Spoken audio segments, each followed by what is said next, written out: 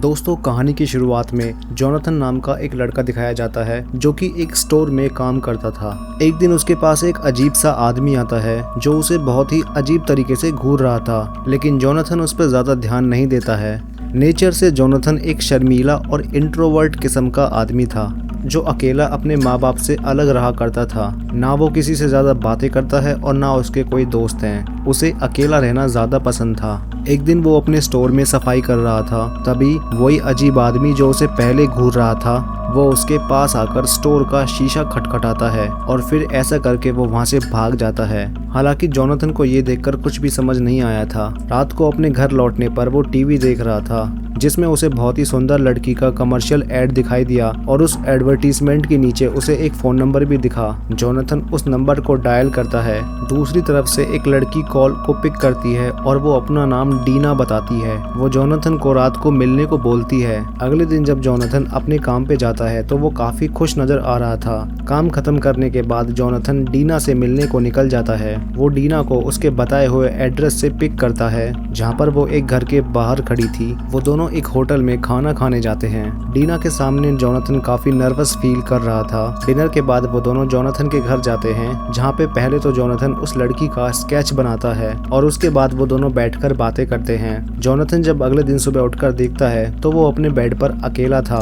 डीना वहाँ से गायब थी। ये बात जोनाथन को काफी अजीब लगती है। वो जल्दी से अपने स्टोर पर जाता है और सारी बात अपने ओनर को बताता है जो उसका अच्छा दोस्त भी था। उसका ओनर ये सारी बातें सुनकर उस पर हंसने लगता है। जोनाथन उसे बताता है कि कल रात से उसकी बॉडी पर अजीब सी जलन हो रही है। मुझे कुछ समझ नहीं आ रहा है कि आखिर मेरे साथ हुआ क्या है। उसका ओनर उसे समझाता है कि मेरी बात मानो, तुम्हें एक डॉक्टर के पास जाना चाहिए क्योंकि मुझे नहीं पता पर मुझे ऐसा लगता है कि ये इन्फेक्शन धीरे धीरे तुम्हारी पूरी बॉडी में फैल रहा है। जोनाथन एक डॉक्टर के पास आकर कंसल्ट करता है। डॉक्टर उसकी बॉडी पर हुए रैशेस में से कुछ सैंपल्स को कलेक्ट करते हैं और उसे बताते हैं कि रिपोर्ट्स आने में अभी 2 दिन लगेंगे। तब तक तुम ये क्रीम लगाओ, इससे तुम्हें आराम मिलेगा। जोनाथन हॉस्पिटल से बाहर निकलकर फिर से डीना को कॉल करता है लेकिन उसका नंबर बंद आ रहा था।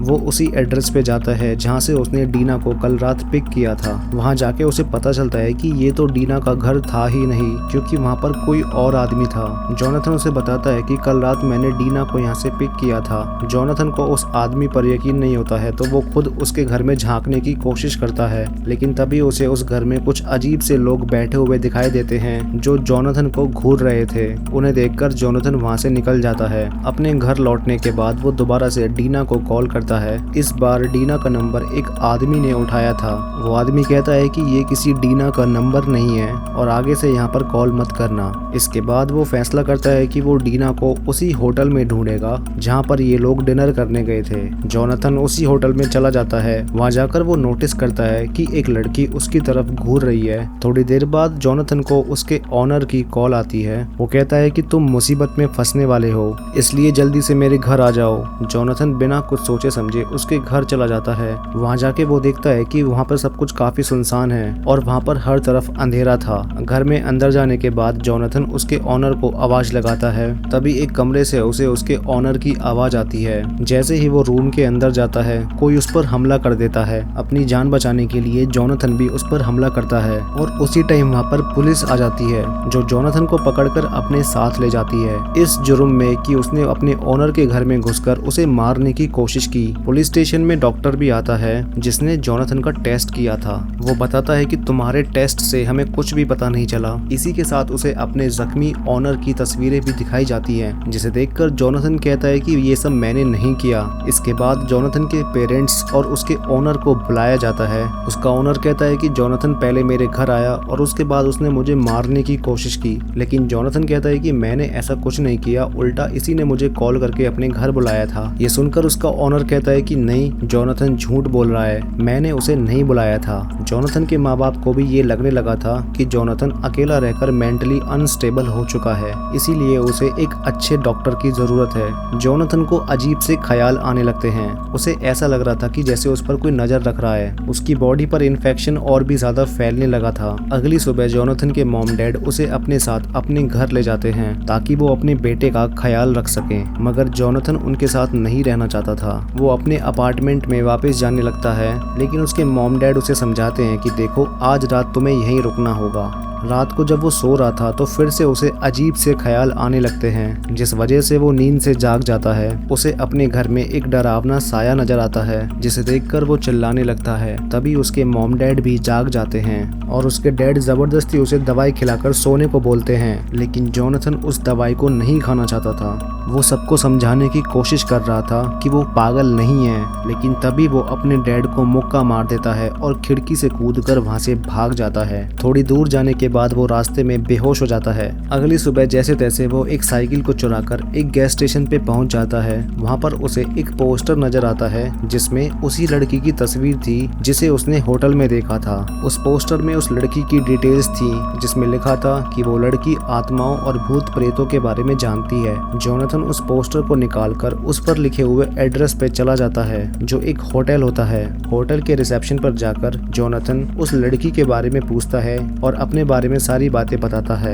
ये सुनकर वो रिसेप्शनिस्ट उसे कुछ रिचुअल या फिर कोई जादू की चीजें देती है। इसके साथ साथ वो उसे उस लड़की का एड्रेस भी देती है। जोनाथन उस एड्रेस पे जाता है और वहां जाकर वो एक किताब को पढ़ता है जो उन्हीं चीजों में थी जो उस रिसेप्शनिस्ट लेडी ने उसे दी थी। यहाँ पर जोनाथन को पता चलता है कि उसके ऊपर विचेस या चुड़ैलों का कब्जा है। तभी वो होटल वाली लड़की वहाँ पर आ जाती है और वो जोनाथन को देख के बताती है कि तुम्हें एक लड़की ने पोजेस्ड किया हुआ है, तुम्हारे ऊपर काला जादू किया गया है। ये कुछ कल्ट के लोग हैं जो शैतान का साथ दे रहे हैं। वो एक ऐसे इंसान को अपना शिकार बनाते हैं जो अकेले रहना पसंद करता है, और तुम्हारे साथ भी ऐसा ही हुआ है। डीना नाम की लड़की ने तुम्हारे ऊपर ब्लैक मैजिक किया है, जिससे तुम्हारी बॉडी के अंदर एक काला धागा बनने लगेगा, और अगर तुमने उस धागे को अपने शरीर से बाहर नहीं निकाला तो खुद शैतान आकर उसे तुम्हारी बॉडी से बाहर निकालेगा और तुम्हें जान से मार देगा। जोनाथन को बहुत ही आसानी से उसकी बातों पर यकीन आ जाता है, क्योंकि जो कुछ भी वो बता रही थी वो सब कुछ जोनाथन के साथ हो चुका है। इसलिए वो उसे एक चाकू देती है।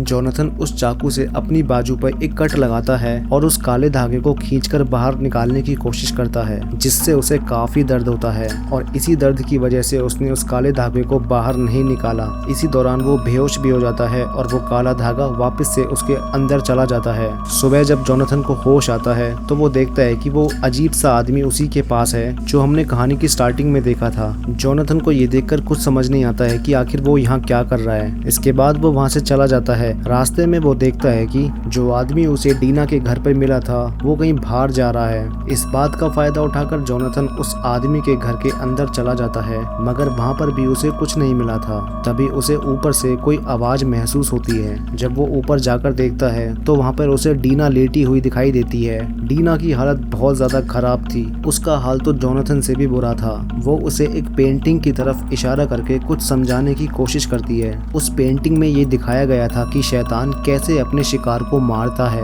दरअसल ये एक कल्ट था जो डेविल की पूजा करता है और कमजोर लोगों को अपना शिकार बनाकर शैतान के लिए उनके शरीर में काला धागा बनाते हैं। उसके बाद शैतान उस आदमी को मारकर अपनी भूख मिटाता है। उन लोगों ने सबसे पहले डीना को अपना शिकार बनाया था, और जब डीना जोनाथन से मिली तो जोनाथन पर भी इन सब चीजों का असर होने लगा। थोड़ी देर बाद उस कल्ट के लोग वापस उस घर में वापस आ गए थे, इसलिए जोनाथन उस चाकू का यूज करके वहां से भागने की कोशिश करता है। वो लोग उसके सामने आ गए थे और उसे पकड़ने की कोशिश करते हैं, मगर जोनाथन चाकू की मदद से वहां से भाग जाता है। वो जल्दी से अपने ओनर के पास आता है और आकर उसे सारी सच्चाई बताता है, लेकिन उसके ओनर को उसकी बताई एक बात पर भी यकीन नहीं होता है। वो जोनाथन से कहता है कि तुम पागल हो गए हो। इसके बाद वो पुलिस को कॉल कर देता है और तभी पुलिस उसे पकड़ने आ जाती है। वो पुलिस वालों को भी पागलों की तरह सारी सच्चाई बताता है, मगर कोई भी उसकी बातों पर यकीन नहीं करता है। वो उसे अपने साथ ले जाते हैं। कुछ दिन बाद जोनाथन को मेंटल हॉस्पिटल में शिफ्ट कर दिया जाता है, क्योंकि सबको यही लगता था कि उसकी दिमागी हालत बिगड़ चुकी है।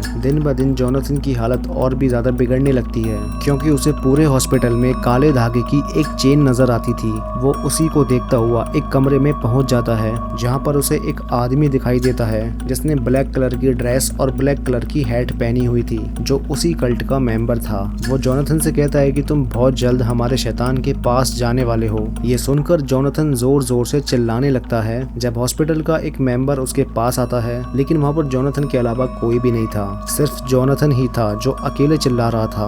वो जोनाथन को अपने रूम में जाकर आराम करने को बोलता है। जब हॉस्पिटल के सारे कर्मचारी अपने काम कर रहे थे तो मौका देखकर जोनाथन वहाँ से भागने की कोशिश करता है, लेकिन हॉस्पिटल वालों ने उसे देख लिया था। वो उसे पकड़ लेते हैं और एक इंजेक्शन लगाकर उसे बेहोश कर देते हैं। जब उसे होश आता है तो वो देखता है कि उसके हाथ पैर बंधे हुए थे। तभी वो अपने पास एक शैतान को आते हुए देखता है जो दिखने में बेहद डरावना था। वो जोनाथन के ऊपर आकर उसकी बॉडी से ब्लैक स्ट्रिंग यानी काले धागे को निकालने लगता है और उस टाइम जोनाथन बहुत ज्यादा तड़प रहा था और ऐसे ही दर्द में तड़पते हुए उसकी मौत हो जाती है। सुबह जब नर्स उसके कमरे में जाती है तो जोनाथन को मरा हुआ देखकर वो बहुत ज्यादा घबरा जाती है, क्योंकि उसकी हालत इतनी बुरी थी कि कोई उसको देख भी नहीं सकता था। उस नर्स ने चिल्लाकर सभी को वहाँ पर बुला लिया था। जोनाथन के हाथ में वही चाकू था जो उसे उसी लड़की ने दिया था जिसने उसे डेविल की सच्चाई बताई थी और कल्ट के लोगों के बारे में बताया था। बेचारे जोनाथन का किसी ने यकीन नहीं किया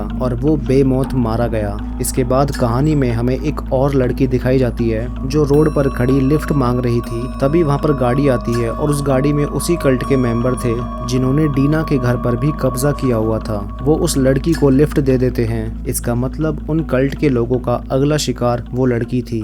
और इसी के साथ ये कहानी यहीं पे खत्म हो जाती है।